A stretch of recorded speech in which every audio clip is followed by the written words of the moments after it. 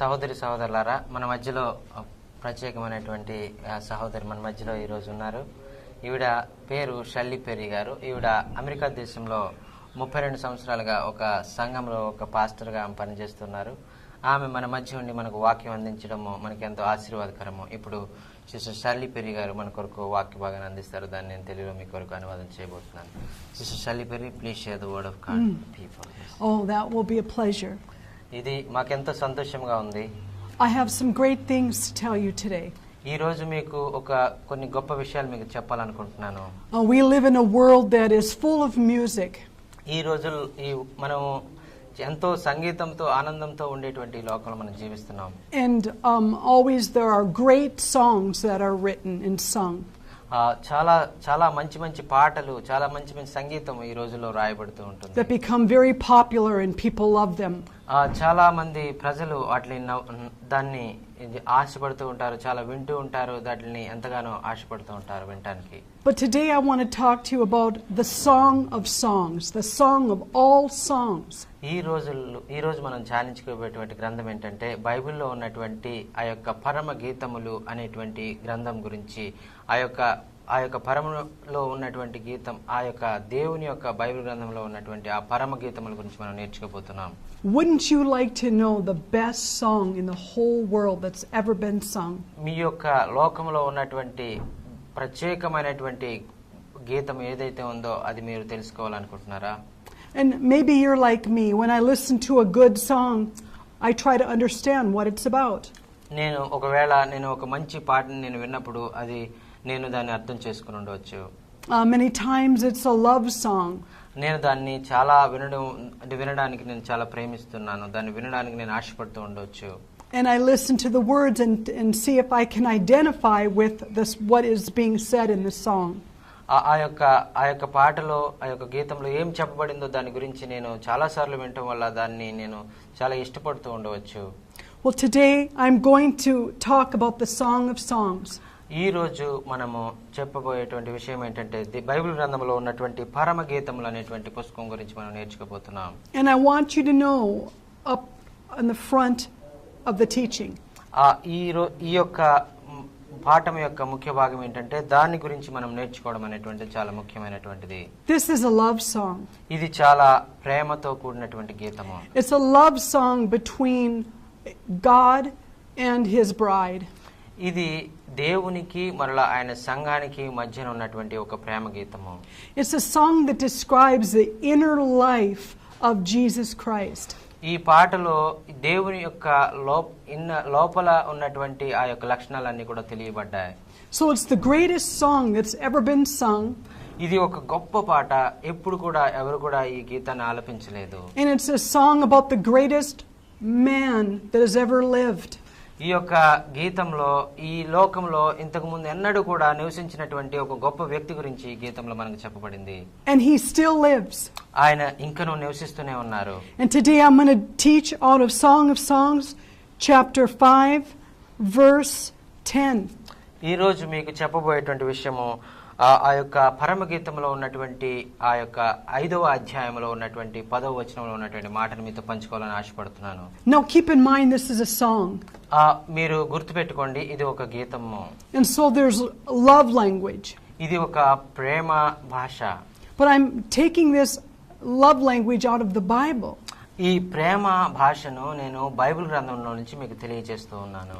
And I'm going to help you understand what the words mean. ఇందులో ఉన్నటువంటి మాటల యొక్క అసలైన అర్థం ఏంటనేది మీకు తెలియజేయాలని ఆశపడుతున్నాను. And you're going to have an opportunity to fall in love. మీరు కూడా ఈ యొక్క ప్రేమలో మీరు వెళ్ళడానికి మీకు కూడా అవకాశం ఉన్నది. When you hear how much Jesus Christ loves you, మీకు తెలుసా యేసుక్రీస్తు మిమ్మల్ని ఎంతగా ప్రేమిస్తున్నాడు అనేటువంటి విషయం. When you find out about his character, మీరు ఆయన యొక్క గుణ లక్షణాలు మీరు తెలుసుకున్నారా? His whole inside life, the life of his inner man. ఆయన ఆత్మలో ఆయన లోపల జీవించేటువంటి వ్యక్తి ఏ విధంగా ఉంటాడనేటువంటి విషయం మీకు తెలుసా? And how that life, how he feels about you. ఆయన నీ గురించి ఏమనుకుంటున్నాడు అనేటువంటి విషయం నీకు తెలుసా? Maybe you say, I don't know Jesus Christ. మీరు చెప్పవచ్చు నాకు యేసుక్రీస్తు అంటే ఎవరో తెలియదండి అని చెప్పవచ్చు. I have my religion. నాకు నా యొక్క మతం ఉన్నది. I worship many gods. నేను ఎంతో మంది దేవుళ్ళను నేను ఆరాధిస్తూ ఉన్నానని చెప్పవచ్చు. But I believe today, కానీ నేను ఒక విషయాన్ని నమ్ముచూ ఉన్నాను. if you are wise, నీవు జ్ఞానము కలిగినటువంటి స్త్రీ గాని పురుషుడు గాని అయితే, and if you yield your heart, నీవు దేవుని కొరకు నీవు వెతకాలను ప్రయత్నించినట్లయితే, God's Holy Spirit will reveal Jesus Christ to you. యేసుక్రీస్తును నిన్ను పరిశుద్ధాత్మ దేవుడు నీకు పరిచయం చేయబోతున్నాడు. And we're going to talk about the beauty of his love for you. ఈ రోజు ఆయన యొక్క ప్రేమలో ఉన్నటువంటి ఆ యొక్క సౌందర్యాన్ని మీరు తెలుసుకోబోతూ ఉన్నారు. And so I'm going to start. మనము ఈ యొక్క వాక్యాన్ని మనం ధ్యానం చేసుకోబోతున్నాం. The song is, and I'm picking up in a place in the song where there's a woman and a man. ఈ గీతంలో మనం చూసినప్పుడు ఒక స్త్రీ మరియు ఒక పురుషుడు ఉన్నట్టుగా మనం చూస్తున్నాం. Symbolically, this woman is a believer, a lover of this man who is Jesus. ఈ యొక్క వృత్తాంతంలో ఈ యొక్క స్త్రీ అనేటువంటిది మనకు సూచనగాను, ఆ యొక్క పురుషుడు యేసుక్రీస్తు మనల్ని ప్రేమించినటువంటి యేసుక్రీస్తుకు సూచనగాను ఉన్నది. So just listen to how this lover of her soul, how this Jesus Christ loves this bride. ఈ విధంగా మనం చూసినప్పుడు యేసుక్రీస్తు ఈ విధంగా తన సంఘాన్ని ఏ విధంగా ప్రేమించాడు అనేటువంటి విషయాన్ని మనం ఇక్కడ గమనిస్తాం. Now this is picking up in verse 10 where she is describing her beloved. అక్కడ చెప్పబడినట్టుగా ఆయన చెప్పబడుతున్నాడు, అతను నా ప్రియుడు, నా ప్రాణప్రియుడు అని పిలువబడుతున్నారు. Where he has revealed himself to her. ఆయన తన కొరకు తను తాను వ్యక్తపరచుకుంటున్నారు. She says, my beloved is dazzling. అక్కడ చెప్తున్నారు కదా, నా ప్రియుడు ధవళవర్ణుడు అని చెప్తూ ఉన్నాడు. What does that mean? దాని యొక్క అర్థం ఏమిటి? She says that her God, her beloved, her Lord, the one that she is betrothed to, is gloriously beautiful. ఆమెకున్నటువంటి ఆ దేవుడు, ఆమె కలిగి ఉన్నటువంటి ఆ యొక్క ప్రియుడు ఎంతో మహిమ కలిగినటువంటి వాడు అని అర్థం వస్తుంది. I have never heard anyone say that about anyone. నేను ఎప్పుడు కూడా ఇటువంటి మాట ఎవరి కొరకు కూడా చెప్పడం నేను వినలేదు. She says he is dazzling. ఆయన ధవళవర్ణుడు అని వర్ణిస్తూ ఉన్నది. Think about that. Do you know anyone who is dazzling? మీకు తెలుసా ఆయన ధవళవర్ణుడని? మీరు ఆలోచించండి కొంచెం సేపు. But Jesus Christ is dazzling. యేసుక్రీస్తు ధవళవర్ణుడు. He's brilliant. ఆయన ఎంతో గొప్ప ప్రకాశమైనటువంటి వ్యక్తి. He is glorious. ఆయన ఎంతో మహిమలో జీవించేటువంటి వ్యక్తి. And his light is beautiful. ఆయన వెలుగు ఎంతో సౌందర్యమైనటువంటిది. And this is what she says about him in this love song. అందుచేతే ఇక్కడ ఒక ప్రేమ గీతముగా ఆ యొక్క ప్రియుని నిమిత్తము ధవళవర్ణుడు అని వర్ణిస్తూ ఉంది. And she goes on to describe him some more. ఇంకను అతని ప్రియుని కొరకు ఇంకను వర్ణిస్తూ ఉన్నట్టుగా మనం చూస్తున్నాం. She says, my beloved is dazzling and ruddy. నా ప్రియుడు ధవళవర్ణుడు, రత్నవర్ణుడు అని మనం చూస్తున్నాం. And what does ruddy mean? ఈ యొక్క రత్నవర్ణుడు అనగా అర్థం ఏమిటి? When we're talking about Jesus Christ, మనం యేసుక్రీస్తు గురించి మనం మాట్లాడుకునేటప్పుడు sometimes we can think that he's really weak and lowly. మనము కొన్ని సార్లు చాలా నీరసంగా, చాలా తక్కువ వారంగా మనం జీవిస్తూ ఉంటాం. And he's really down and he's really sad. మనం చాలా విచారంగా, మనం చాలా బాధతో మన జీవితాలు మనం కొనసాగిస్తూ ఉంటాం. But she says no, he's brilliant. కాదు, అతను ఎంతో జ్ఞానం కలిగినటువంటి ఎంతో తెలివైన వాడు అని చెప్తుంది. And he's ruddy. ఆయన చాలా ఒక రత్నవర్ణుడు అని చెప్తుంది. And ruddy, that word was described of King David. ఈ యొక్క రత్నవర్ణుడు అనేటువంటి మాట ఆ యొక్క దావీదు గురించి రాయబడినట్టుగా మనం చూస్తున్నాం. King David was a man's man. దావీదు భక్తుడు ఆ యొక్క ఒక మనుషులందరిలో కూడా చాలా గొప్ప వ్యక్తి. He grew up in the hills of Israel. ఆయన ఆ యొక్క ఇజ్రాయెల్లో ఉన్నటువంటి కొండల మధ్యలో ఆయన పెరిగినట్టుగా మనం చూస్తున్నాం. He lived out in the elements and he was a shepherd to sheep. ఆయన ఒక గొర్రెల కాపరిగా గొర్రెలను కాచుకునే వ్యక్తిగా ఉన్నట్టుగా మనం చూస్తున్నాం. He killed the lions and the bears to protect the sheep. ఆయన ఆ యొక్క సింహములను ఆయన ఎలుగుబంటులను ఆయన ఆ గొర్రెలను రక్షించడం కొరకు చంపినట్టుగా మనం చూస్తున్నాం. So there was a manliness, a strength about him. ఆ యొక్క అతను ఎంతో గొప్ప పరాక్రమశాలి మరియు ఎంతో గొప్ప బలవంతుడు అని మనం గమనిస్తున్నాం. So what I want to say is Jesus Christ, he is ruddy. అదే విధంగా మనం చూసినప్పుడు ఆ యొక్క రత్నవర్ణుడు అనేటువంటి మాటకు ఆయన ఒక పరాక్రమశాలి అని మనం గుర్తించాలి. He is strong and mighty. ఆయన చాలా శక్తి కలిగినటువంటి వాడు, ఆయన చాలా బలం కలిగినటువంటి వాడు. He's not a weak ఆయన ఏదో నీరసంగా ఉండేటువంటి వ్యక్తి కాదు. and soft ఆయన ఏదో చాలా నెమ్మదిగా ఉండేటువంటి వ్యక్తి కాదు. king, he is strong. ఆయన ఒక రాజు, ఆయన బలమైనటువంటి ఒక రాజు. She goes on to describe him. ఇంకను ఆ స్త్రీ తన ప్రియుని వర్ణిస్తూ ఉన్నది. In verse 10 she says he is outstanding among 10,000. ఆయన అక్కడ చూసినప్పుడు ఆయన 10,000లో ఆయన అతి శ్రేష్ఠుడు అని ఆమె వర్ణిస్తూ ఉంది. What does that mean? దాని యొక్క అర్థం ఏమిటి? What it means is that there is no one like him. దాని అర్థం ఏంటనగా ఆయన లాంటి వారు ఎవరూ లేరు అని దాని అర్థము. The term 10,000 is just a term. అది 10,000 అనేటువంటిది ఒక మాట మాత్రమే. You could say 7 billion.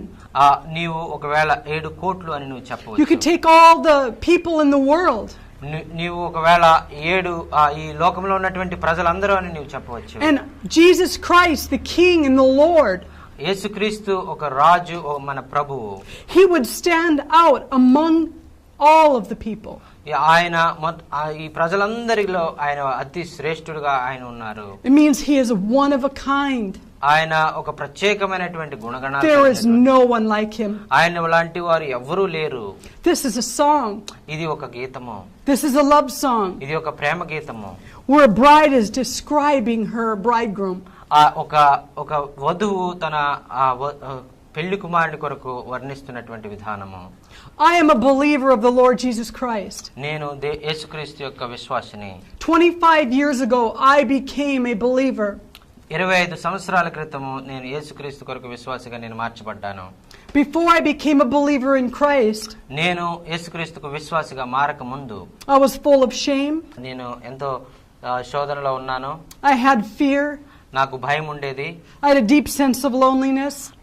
నేను ఒంటరితనాన్ని నేను చూసి బాధపడేవాడిని. And I had shame. నేను ఇది చాలా సిగ్గుపడేటువంటి వ్యక్తిగా నేను ఉండేవాడిని. Because I had sin in my heart and in my life. ఎందుకంటే నా జీవితంలో చాలా పాపము ఉండేది కాబట్టి నేను చాలా సిగ్గుపడుతూ జీవించేవాడిని. And I had nowhere to go with that. నేను ఆ మాటల గురించి నేను వెళ్ళడానికి ఇష్టం లేదు. But I'm going to go on with the song. ఈ యొక్క ప్రేమ గీతం గురించి మనము నేర్చుకుందాం, మనం ప్రయత్నం చేద్దాం. Because I'm describing my Lord. ఎందుకంటే నేను నా దేవుణ్ణి మీకు తెలియచేస్తూ ఉన్నాను. This is our God. ఈయన మా యొక్క దేవుడు. The one true God. ఈయన ఒకే ఒక్క నిజమైన దేవుడు. This is his inner life. ఆయన అంతరంగం ఈ విధంగా ఉంటుంది. And when you receive him as your Lord, నీవు ఆయనని నీ దేవునిగా నువ్వు అంగీకరించినట్లయితే, and your Savior, నీ రక్షకునిగా నీవు అంగీకరించినట్లయితే, you become his beloved. నీవు ఆయనకు ప్రియమైన వానిగా, ప్రియమైన దానిగా నువ్వు మార్చబడతావు. And you will begin to discover that he is this way. ఆయన ఎటువంటి వ్యక్తో నీకు నీవే ఆయన గురించి నువ్వు తెలుసుకోబోతున్నావు. Now in verse 11, ఇక్కడ చూసినట్లయితే 11వ వచనం మనం చూసినప్పుడు it talks about his head. అది ఆయన తల గురించి వర్ణించబడింది. Now what that means, దాని అర్థం ఏమిటంటే, his head is like gold. ఆయన శిరస్సు అపరంజి వంటిది, బంగారం వంటిది అని రాయబడి ఉన్నది. My God, నా దేవుడు Jesus Christ, యేసుక్రీస్తు ప్రభువు, his head is like gold. ఆయన తల శిరస్సు అపరంజి వంటిది అని రాయబడి ఉన్నది. It means that the head stands for his leadership. ఆ శిరస్సును గురించి చెప్పడం ఏంటంటే ఆయన అధికారాన్ని గురించి అది చెప్పబడుతుంది. His leadership is gold. ఆయన అధికారం ఎటువంటిదంటే అది అపరంజి వంటిది, బంగారం వంటిది అని వర్ణిస్తూ ఉన్నది. But she goes on to say that it's pure gold. ఆయన అది ఇంకా ఆమె వర్ణిస్తుంది కదా, బంగారం అనగా అపరంజి అనగా అది చాలా శుద్ధమైనటువంటి బంగారం అని ఆమె వర్ణిస్తూ ఉన్నది. It means that you can trust him. ఆయన నీవు నమ్మాలని అక్కడ చెప్తుంది. Pure gold means it's the highest quality of gold. Pure ఆ యొక్క అపరంజి అనగా అది చాలా ఎక్కువ క్యాలరీలు కలిగినటువంటి బంగారము. So when we're talking about the leadership of the Lord Jesus Christ, మనం ఇక్కడ యేసుక్రీస్తు యొక్క గుణగణాల గురించి మనం తెలుసుకుంటున్నాం. and we're talking about his head ఆయన తల గురించి మనం నేర్చుకున్నాం. being described as pure gold, ఆయన అది చాలా బంగారము, చాలా శుద్ధమైనటువంటి బంగారం అని తెలుసుకున్నాం. we're saying that he has the highest quality of leadership. ఆయనకి ఒక ప్రత్యేకమైనటువంటి ఆ యొక్క లక్షణాలు ఆయన కలిగి ఉన్నటువంటి దేవుడు. అధిపతిగా ఉండడానికి ఆయనకి ప్రత్యేకమైన లక్షణాలు ఉన్నాయి. My Lord and Savior, నా యేసు, నా దేవుడు, నా క్రీస్తు is the best leader ఆయన ఒక ప్రత్యేకమైనటువంటి అధికారి that has ever been.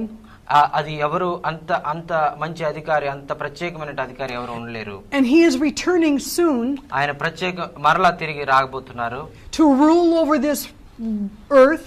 ఈ యొక్క భూమిని అంతటిని కూడా మరలా ఆయన రాజ్యం చేయడం కొరకు ఆయన తిరిగి రాబోతున్నారు. In the fullness of this perfect pure leadership. ఈ యొక్క వారిని పూర్తిగా దేవునిలోకి వారిని నడిపించడం కొరకు, వారి మీద పూర్తిగా వారిని అధికారము చేయడం కొరకు. This gives me great hope. ఇది నాకు ఎంతో గొప్ప నిరీక్షణ కలుగజేస్తుంది.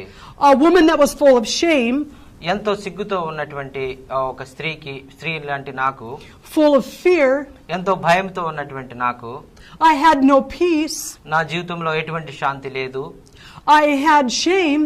నేను ఎంతో సిగ్గుతో ఉండేదాన్ని. This is the man. ఈ వ్యక్తి, This is the God ఈ దేవుడు, that loves me, నన్ను ప్రేమించే ఈ దేవుడు, that has saved me. నన్ను రక్షించిన దేవుడు, He died for me. నా కొరకు మరణించినటువంటి దేవుడు, He paid the penalty for my sin. నా పాపాలకు నేను పొందవలసిన శిక్షను ఆయన మీద వేసుకుని ఆయన పొందినటువంటి దేవుడు. He took all of my shame. నా యొక్క ఆ యొక్క శాపాన్ని, నా యొక్క పాపాన్ని తీసినటువంటి దేవుడు. And he gave me his peace. ఆయన శాంతిని నాకు అనుగ్రహించినటువంటి దేవుడు. I can sing this song about him. నేను ఆ పాటను నా రక్షకుని కొరకు నేను పాడతాను. I have peace. నాకు ఈ రోజు శాంతి ఉన్నది. Now if I stumble, నేను ఒకవేళ పడిపోయినప్పుడు, it's not who I am. అది నేను ఒక ఏదో విధంగా నేను భావించను. I am his beloved. నేను ఆయన బిడ్డను. And when I stumble, నేను ఎప్పుడైనా ఒకవేళ పడిపోయినట్లయితే I just look at my beloved. నేను నా ప్రభు వైపు చూస్తాను. And I see that he paid the price on the cross. నా కొరకు ఆయన సిలువలో అర్పించినటువంటి ఆ యొక్క విలువ వైపు నేను చూస్తాను. And because we have a love story, మాకు మేమిద్దరం కూడా మేము ఒక ప్రేమ కథను మేము కలిగి ఉన్నాము. I can say, I'm sorry I hurt your heart. నేను ఒకవేళ మీ హృదయాన్ని నేను బాధపరిచినట్లయితే నన్ను And క్షమించండి. immediately, నేను ముఖ్యంగా ఆ యొక్క వెంటనే నేనేం చేస్తానంటే, any shame that wants to come, ఒకవేళ నేను సిగ్గుపడినప్పుడు it can't come to me. అది నా దగ్గరికి రాదు. Because I have supernatural peace. ఎందుకంటే నాకు ఒక ప్రత్యేకమైనటువంటి శాంతి నా హృదయంలో ఉంది. I have supernatural love in my heart. నా దగ్గర ఒక ప్రత్యేకమైనటువంటి దేవుని యొక్క ప్రేమ నాలో ఉన్నది. When I received Jesus Christ over 25 years ago, నేను 25 సంవత్సరాల క్రితం నేను యేసుక్రీస్తుని నేను అంగీకరించినప్పుడు, I became a brand new person. నేను ఒక నూతన వ్యక్తిగా నేను మార్చబడ్డాను. One day I was one person. ఒక రోజు నేను ఒక వ్యక్తిగా నేను ఉన్నాను. And after receiving his spirit, నేను ఆయన ఆత్మను నేను పొందుకున్న తర్వాత he came to me. ఆయన నాలోకి వచ్చారు. The Bible says that he seeks and searches. Bible గ్రంథం ఏం చెప్తుందంటే ఆయన వెతుకుతూ ఉన్నారు, ఆయన ప్రజలందరినీ గమనిస్తూ ఉన్నారని చెప్పబడుతుంది. That he looks for those that are lost, those that are willing to come to him. నశించిన వారిని వెతకడానికి, ఎవరైతే ఆయన దగ్గర రావాలని ప్రయత్నిస్తున్నారో వారందరినీ కూడా ఆయన దగ్గర తీసుకోవడానికి ఆయన వెతుకుతూ ఉన్నారని వ్రాయబడి ఉన్నది. Your whole life, నీ యొక్క జీవితం అంతా కూడా Jesus, his perfect leadership, యేసుక్రీస్తు నీకు మంచి అధికారిగా నీకు ఉండబోతున్నాడు. will search for you. ఆయన నీ కొరకు వెతుకుతూ ఉన్నారు. And he is the one true God. ఆయనే ఒకే ఒక్క నిజమైన దేవుడు. I know many people with many religions. ఈ యొక్క సమయంలో ఈ యొక్క ప్రదేశంలో మనం చూసినప్పుడు ఎన్నో రకాలైనటువంటి దేవతలు అనేటువంటి వారు ఉన్నారు. But what religion, what God can do this kind of work in the heart of a human. ఏ మతము గాని ఏ దేవుడు గాని ఈ యొక్క మనిషి యొక్క హృదయాన్ని కోరుకునేటువంటి దేవుడు ఉన్నారు. Let's continue to talk about my beloved. నా యొక్క ప్రియుని గురించి మాట్లాడడం మొదలుపెట్టనివ్వండి. In verse 11, ఆ యొక్క 11వ వచనంలో మనం చూసినప్పుడు the second part, ఆ యొక్క రెండవ భాగంలో మనం చూస్తాం కదా, it talks about the locks of his hair. ఆయన తల వెంట్రుకల గురించి అక్కడ మనం చూస్తూ ఉన్నాం. Now in the Jewish culture, ఈ యొక్క యూదుల యొక్క ఆ యొక్క వారి జీవించే విధానం మనం చూసినప్పుడు the dedicated men, వారు ఒక ప్రత్యేకించబడినటువంటి వ్యక్తులుగా వారు ఉంటారు. those that were devoted to God, ఎవరైతే దేవునికి వారు సమర్పించుకుంటారో they would grow out the locks of hair. తల వెంట్రుకలను వారు పెంచుకుంటూ ఉంటారు చాలా పొడవుగా. And it would take a long time. వారు చాలా అదే విధంగా వారు తమ తల వెంట్రుకలను ఆ విధంగా పెంచుకుంటూనే ఉంటారు. And many times they wouldn't cut them. చాలా సార్లు వారు వాటిని కత్తిరించుకోరు. Because these locks represented their dedication. ఈ యొక్క తల వెంట్రుకలు ఈ విధంగా పెంచుకోవడం అనేటువంటిది వారికి దేవుని ఎడల ఉన్నటువంటి ఆసక్తిని మనకు తెలియజేస్తూ ఉంటాయి. Well, here when describing my beloved, ఇక్కడ చూసినప్పుడు నా యొక్క ప్రియుని గురించి నేను చెప్తున్నానని ఇక్కడ ఈ యొక్క స్త్రీ చెప్తూ ఉంది. it talks about his devotion. ఆమె యొక్క అతని యొక్క ఆ యొక్క ప్రత్యేకత అతని యొక్క ఆరాధన గురించి ఆమె చెప్తూ ఉంది. And it describes it as clusters. His devotion is like clusters. ఆమె అది కృష్ణ వర్ణములు ఆమె కాకపక్షముల వలె ఉన్నవి అని చెప్తుంది. Clusters of dates. అవి కొన్ని రకములైనటువంటి కాకపక్షముల వలె ఉన్నవి అని చెప్తుంది. When something grows in a cluster, కొన్ని విషయాల్లో మనం ఆ విధంగా పెరిగినప్పుడు it means there's an abundance. అది ఒక ఎంతో అధికముగా ఉన్నటువంటి పరిస్థితి. Have you ever gone to a grapevine and just see one grape on the vine? ఆ విధంగా ఒక మంచి ఒక ద్రాక్షవల్లి మనం చూసినప్పుడు That's not a cluster. అది ఒక మంచిది అని మనం చెప్పలేము. That's not healthy. అది ఒక మంచిది అది ఆరోగ్యమైనదని మనం చెప్పలేము. But here in talking about Jesus Christ the Lord, his devotion, అక్కడ చూసినప్పుడు యేసుక్రీస్తు ఒక రాజు, ఆయన మన ప్రభువు, ఆయన ఎంతో అది మన ఎడల ఆయన కోరిక కలిగి ఉన్నాడని చెప్పబడుతుంది. This song describes his devotion as being healthy as a cluster. ఆయన మన ఎడల కలిగినటువంటి ఆ యొక్క మన ఎడల కలిగిన ఆరాధన ఆయన ఎంతో ఆయన కోరుకుంటున్నాడని చెప్తున్నారు. And as a cluster of dates. అది ఒక ఖర్జూరపు లాగా ఉన్నదని చెప్తున్నారు. His devotion is rich. ఆయన ఈ విధంగా మన ఎడల ఎంతో గొప్ప ఆయన ప్రేమను కలిగి ఉన్నారని చెప్తున్నారు. And it's plentiful. అది ఎంతో అంతము లేనిదని చెప్తున్నారు. This is our beloved. ఆయన మన ప్రియుడు. In verse 12, మనం 12వ వచనంలో మనం చూసినప్పుడు it talks about his eyes. ఆయన నేత్రముల గురించి అక్కడ మనం చూస్తున్నాం. And it says that his eyes are like doves. ఇక్కడ చూసినప్పుడు ఆయన నేత్రములు గువ్వల వలె కనపడుచున్నవి అని చెప్తున్నారు. Now doves that we know, doves mate for life. ఇక్కడ చూసినప్పుడు ఈ యొక్క పావురములు ఎప్పుడు కూడా అవి ఒకరి దాని కొరకు ఒకటి జీవించేవిగా ఉంటాయి. They're committed. అవి ఒకదానికొకటి బంధం వేసుకొని పెనవేసుకొని జీవిస్తూ ఉంటాయి. So when we talk about his eyes, వాటి నేత్రముల గురించి మనం మాట్లాడినప్పుడు we're talking about the way he looks at you. ఆయన మన వైపు ఏ విధంగా చూస్తారనేటువంటి దాని గురించి మనం మాట్లాడుకుందాం. He looks at us through commitment. ఆయన మన వైపు ఒక కార్యమును సిద్ధి చేయడం కొరకు ఆయన చూస్తూ ఉంటారు. He looks at us through his vow.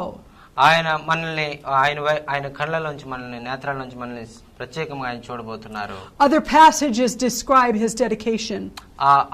ఆయన యొక్క ప్రత్యేకమైనటువంటి లక్షణాల గురించి మనం మరి ఒక చోట మనం చూడవచ్చు. He says, I will never leave you or forsake you. ఆయన చెప్తున్నారు కదా, నేను మిమ్మల్ని ఎన్నడూ విడివను, నేను ఎన్నడూ ఎడబాయనని ఆయన చెప్తున్నారు. Also describing his eyes, it says are like doves beside streams of water. ఆ యొక్క నేత్రములు గువ్వల వలె పాలతో కడపడినట్టుగా ఉన్నవని అక్కడ రాయబడుచున్నది. It's not a pond. అది ఒక చిన్న ఏదో సరస్సు కాదు. Or a stale canal. అది ఒక ఇది ఏదో ఒక నది వంటిది కాదు. It means that he sees you. His eyes are always fresh like a stream of water. There's a fresh, steady stream of his thoughts toward you. ఆయన మన కొరకు ఒక ప్రత్యేకమైనటువంటి కొన్ని లక్షణాలు ఆయన కలిగి ఉన్నారు. ఆయన మన కొరకు ప్రత్యేకమైనటువంటి ఒక యొక్క మంచి ఆ యొక్క జలములు ప్రవహించేటువంటి ఆ విధంగా ఆయన మన నేత్రములు ఉన్నవనే వర్ణించబడింది. And then in one more point in closing this session, ఈ విధంగా ఒక విషయం చెప్పి నేను ఈ వాక్యాన్ని ముగించబోతున్నాను. in describing his eyes, ఆయన నేత్రాల గురించి వర్ణించాను. it says that they are bathed in milk. అది పాలతో కడగబడినటువంటి నేత్రములని రాయబడి ఉంది. Now what does that mean? దాని అర్థం ఏమిటి? It means that when he sees you, his eyes, he looks at you as to nourish you. ఆయన నేత్రములు ఆ విధంగా మన వైపు చూసినప్పుడు అవి మనల్ని ఎంతగానో ఆదరించేవిగా ఉంటాయని. The way he views you is to nurture you like a mother nurtures a child. ఒక తల్లి ఏ విధంగా ఆ బిడ్డ వైపు చూస్తుందో ఆదరిస్తుందో అటువంటి ఆ యొక్క లక్షణాలు కలిగినటువంటి నేత్రాలు కలిగినట్టుగా మనం చూస్తున్నాం. These are some wonderful things, aren't they, Pastor? ఇవన్నీ కూడా చాలా ఆశ్చర్యం కలిగించేటువంటి విషయాలు కదండి. This is just the beginning of this teaching. ఇది ఈ యొక్క ప్రారంభం మాత్రమే ఈ యొక్క వాక్యాన్ని చెప్పడంలో. We just started to sing the song. మనమందరం ఈ గీతాన్ని మనం పాడే విధంగా మనం ఉండాలి. The greatest song that's ever been sung. ఇంత గొప్ప గీతం ఎప్పుడు కూడా పాడినటువంటి గీతం. About the greatest man that's ever lived. ఇటువంటి గొప్ప వ్యక్తి ఇంత ముందు ఎప్పుడు కూడా లేనటువంటి వ్యక్తి గురించి. And we can have him as our own Lord and Savior. ఆయనని మన జీవితాల్లో మన యొక్క దేవునిగా మన యొక్క ప్రభువుగా మనం కలిగి ఉండాలి. And you can have him right now. మీరు ఆయన్ని మీరు కలిగి ఉండొచ్చు. We can pray right this minute. ఈ యొక్క సమయంలో మీరు ప్రార్థన చేయవచ్చు. And I'm going to do that. మీ కొరకు నేను ప్రార్థన చేయబోతున్నాను. Heavenly Father, పరలోకపు తండ్రి, we thank you for the Lord Jesus Christ. మీరు మా దేవుడిగా ఉన్నందుకు మీకు వందనాలు. Take it away. Go ahead. మీరు మా ప్రభువుగా మీరు ఉన్నందుకు మీకు వందనాలు. మా కొరకు నాయనా మీరు ఇంత ప్రేమ కలిగి మమ్మల్ని ప్రేమిస్తున్న విధానాన్ని బట్టి మీకు వందనాలు. మేము కూడా నాయన మీ బిడ్డలంగా ఈ లోకంలో జీవించాలని, నాయన మీ ప్రేమను మేము తెలుసుకోవాలని, నాయన మిమ్మల్ని ప్రేమించే విధంగా నాయన మీ గొప్ప లక్షణాలు నాయన మేము విన్నటువంటి వాక్యాన్ని బట్టి నాయన మేము తెలుసుకొని నాయన మిమ్మల్ని అధికంగా ఇంకను ప్రేమించే వారంగా మేము ఉండడానికి మీరే సహాయం చేసి మమ్మల్ని మీరే నడిపించి మహిమ పొందండి. మీ పరిశుద్ధాత్మ శక్తితో నాయన మా అందరికీ వాక్యాన్ని అర్థమయ్యే విధంగా నాయన మీరే అనుగ్రహించి నాయన మీ చిత్తాన్ని మా జీవితంలో నెరవేర్చుకోమని, నాయన మీరు మా ఇళ్ళ కలిగినటువంటి ఆ అనంతమైన ప్రేమకు నాయన మీకు మా హృదయపూర్వకమైనటువంటి స్తోత్రాలు, స్తుతులు, నాయన వందనాలు తెలియజేసుకుంటూ ఈ చిన్న ప్రార్థన నజరేయుడైన యేసుక్రీస్తు నామములో మిక్కిలితో స్తుతించి ప్రార్థిస్తున్నాం తండ్రి. ఆమేన్. ఆమేన్. Thank you so much. Thank you so much, sister, for giving this. Pleasure. Yes. Pleasure. Thank you. మీ ప్రార్థన అవసరతలు మరలా మీ కానుకలు పంపవలసిన మా చిరునామా pastor Jachin Charlie, Jesus gospel ministry, door number 141128, Rayapeta, Narsapur, Andhra Pradesh, pin code 534275. Email pastorjachin2@gmail.com. Phone number 9440315214. మరి ఒక number 94913798334. Thank you and God bless you.